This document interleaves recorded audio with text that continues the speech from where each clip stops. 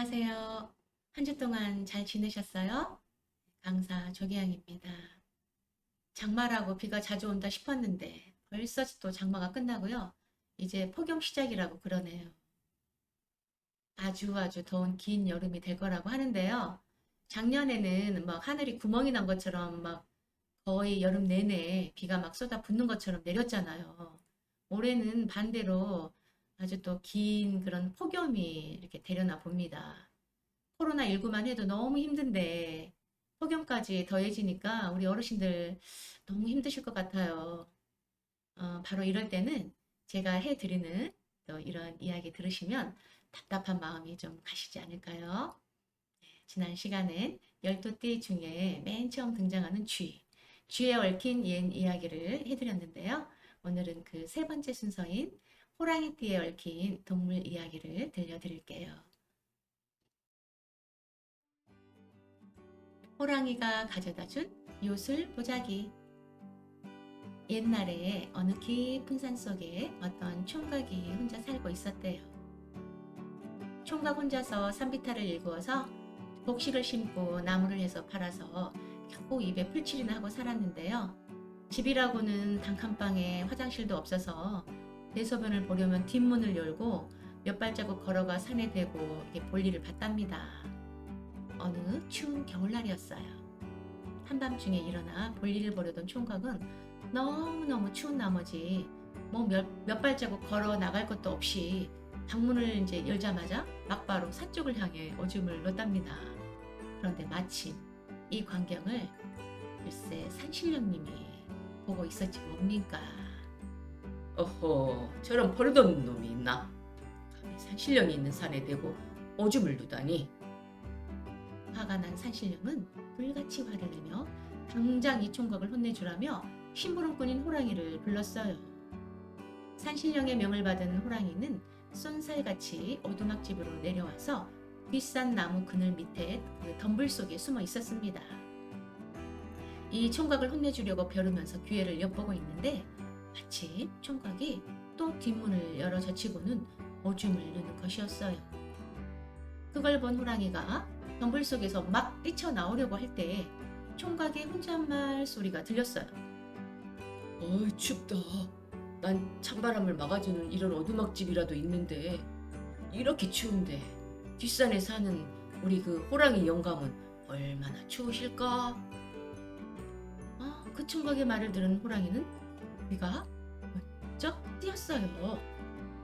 어허, 보기와 다르게 인정이 많은 젊은이로군. 아무리 산신령님의 명령이라고 해도 나를 걱정해준 사람을 해쳐서는 안 되지.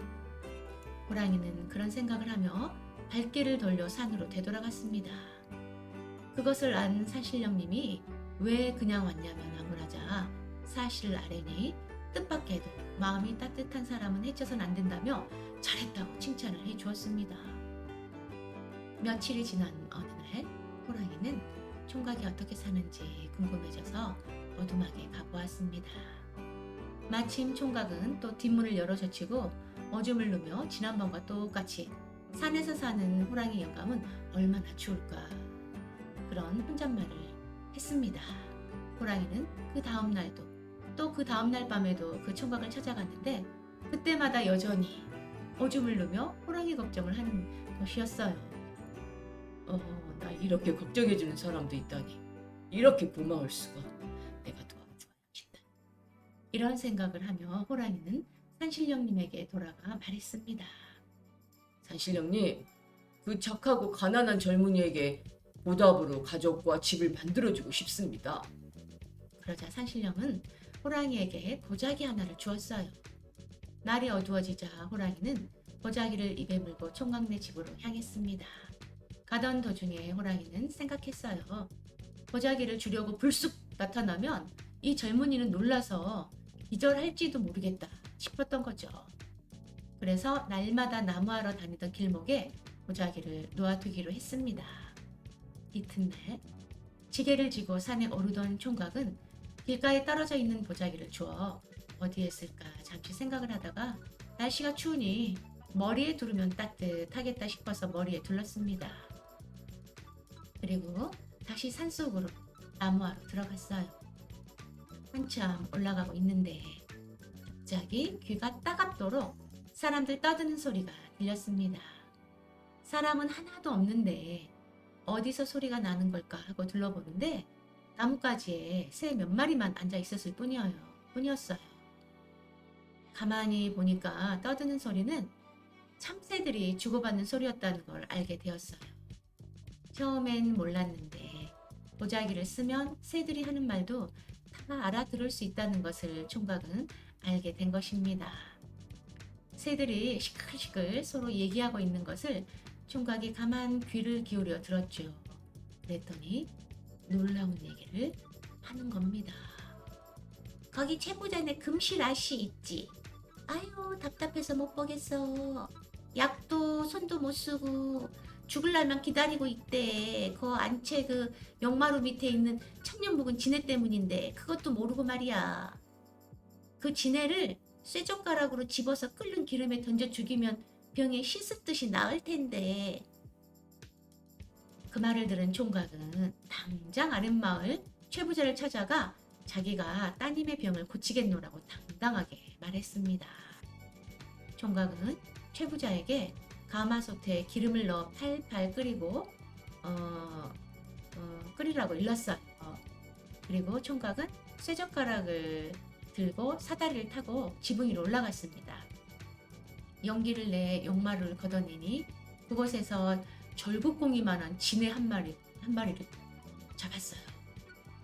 쇠젓가락으로 집어서 기름이 펄펄 끓고 있는 가마솥 그 안으로 던졌습니다. 지네는 꿈틀거릴 사이도 없이 뜨거운 기름 속에 튀겨져 죽어버렸어요. 그 순간 방 안에는 놀라운 일이 벌어졌습니다. 며칠째 정신을 잃고 있던 최부자의 딸이 방금 잠에서 깨어난 것처럼 눈을 비비며 일어난 것입니다. 최부자는 자기 딸을 살려준 은인이라며 총각을 사위로 삼겠다고 했어요. 얼마 뒤 최부자는 이제 사위가 된 총각에게 땅도 내어주고 새 집도 지어주었답니다. 젊은이는 가끔씩 요술 보자기를 둘러쓰고 새들의 재미있는 얘기도 들으며 아내와 함께 행복하게 잘 살았대요. 호랑이가 띠동물 가운데 제일 용감해서 그런지 호랑이띠들은 용감하다고들 하는데요. 이 이야기 속 나오는 젊은이도 좀 그런 것 같네요. 천년 묵은 지네를 쇠 젓가락으로 겁도 없이 집어들 생각을 하고 말이죠. 어떻게 그 절곡고기만한 그 지네를 쇠 젓가락으로 어떻게 들 힘이 있었을까요? 버둥버둥 거리기도 하고 막 했을 텐데. 호랑이띠 해에 태어난 사람들은 정의롭고 어려움도 잘 이기고 한번 마음먹은 뜻은 끝까지 굽히지 않는 성품을 갖고 있다고 하는데요. 제가 알고 있는 호랑이띠는 좀 그런 것 같긴 한데 그런 것 같기도 하지만 좀 자기 외고집도 있는 것 같더라고요. 네, 재미로 읽으면서도 맞나 안 맞나 이제 읽어보면서 은근 생각해 보게 되더라고요. 또 호랑이 태몽은 그 기상이 남다른 아이를 낳을 걸 미리 알려준다고 하네요. 대체적으로 호랑이가 나오는 꿈은 길몽인가 봐요. 호랑이는 12지 가운데 세 번째 동물로 우리 조상들의 민간 신앙에서는 호랑이를 상군자, 산신령 등으로 대접을 했죠. 산에 사는 맹수 중에 가장 용감한 호랑이인데 사람을 잡아먹기도 하지만 도와주기도 하잖아요.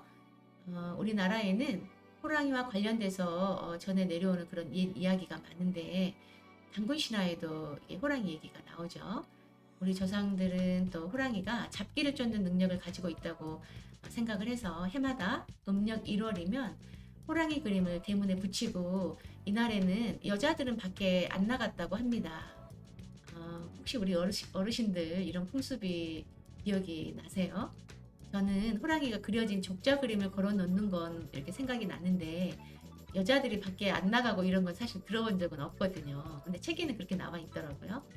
또 호랑이는 나쁜 병균도 쫓아준다고 이렇게 믿었다는데요. 콜레라가 퍼지면 호랑이 그림을 마을 입구에 붙여서 병균이 퍼지는 것을 막고 또 독감에 걸리면 호랑이가 왔다 이런 소리를 3번 외치면 그런 균이 이렇게 도망갔다 뭐 이런 풍습도 있었다고 합니다. 지금 코로나19와 그 변이 바이러스 때문에 온 세계가 지금 난리인데요. 머릿속에 상상으로라도 호랑이를 이미지로 그려보면서 코로나19 이 바이러스야 어서 썩 물러가라 이렇게 한번 속으로라도 크게 외쳐볼까요? 돈 드는 일은 아니니까 심심할 때 한 번씩 해도 좋을 것 같아요. 저도 이 원고 글 쓰면서 해봤는데 정신은 번쩍 더 차려지는 것 같기도 합니다. 네, 다음 시간에 12지 동물 중 4번째인 토끼에 관련된 옛 이야기로 찾아뵙겠습니다. 안녕히 계세요.